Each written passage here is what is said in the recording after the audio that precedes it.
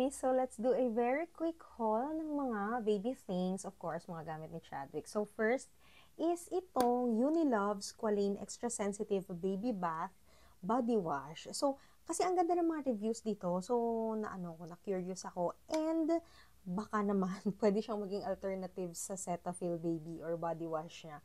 Kasi ang ganda ng review nito. And, very mild daw to sa skin ng baby. And yun nga, sensitive. For sensitive skin talaga siya. Then, I also have here mga citronella patches from Clean Fan. Kasi guys, usong-uso yung dengue ngayon, di ba? And very affordable itong nabili kong to from Clean Fan. Also, ito din, pakita ko din from Clean Fan din to, guys. May ginagamit kasi akong brand neto. Way more expensive than this cotton buds from Clean Fan. Ito, nabili ko lang to, like, for example, 79 pesos yata, dalawang ganito na. Yung binibili ko na yon parang 100 plus pesos yung isang ganito, or 90 pesos. Hindi ko na matandaan, basta mas mahal yon compare dito kay Clean Fan. And pareho lang naman yung quality nila, and even yung itsura nung may scooper din, tapos may yung normal na tip, normal na Q-tip, diba?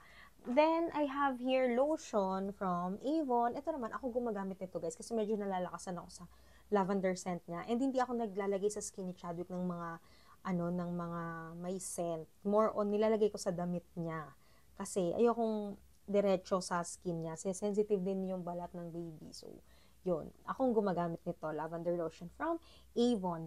And also, ayan, mga pahid-pahid pa rin.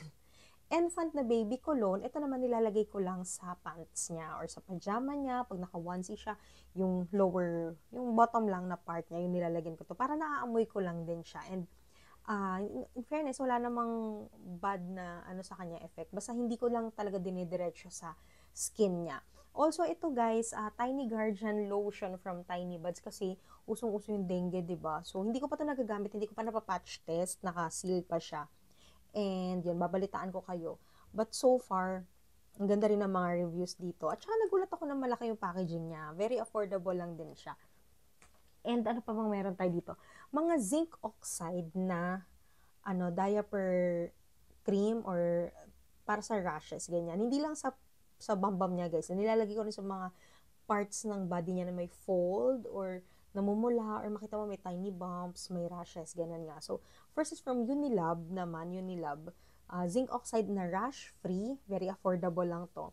And also, I have here the Cycles Sensitive na protective diaper cream. So, pareho yung function nito, guys, and anything na may zinc oxide, lalo pag yun nga, ang declaration is diaper rash cream, okay yun sa rashes compared dun sa mga walang zinc oxide. As per our pedia, okay yung mga may zinc oxide. Yan.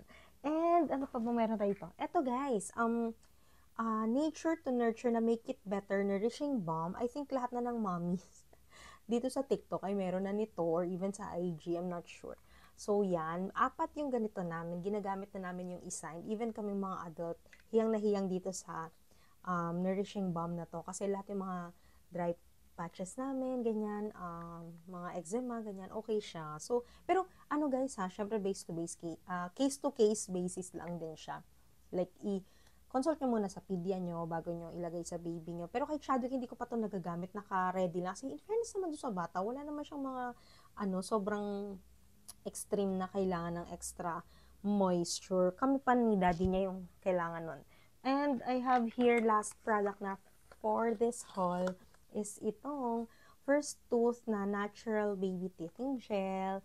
Yan, si Chadwick kasi guys, as per his pedia, magana yung gums niya, tsaka excessive yung yung saliva niya. Kaya yon, mga signs yun na magngingipin na. Pero anytime soon mas makikita namin na mas magana siya. Kaya kumuha na ako nito, purchase na ako nitong, parang malamig yata to. Hindi ko rin alam.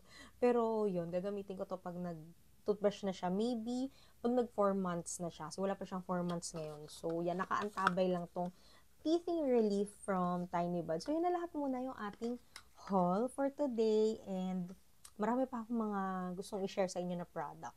Subukan ko lang din muna, then share ko sa inyo. I'll see you in my next one. Bye!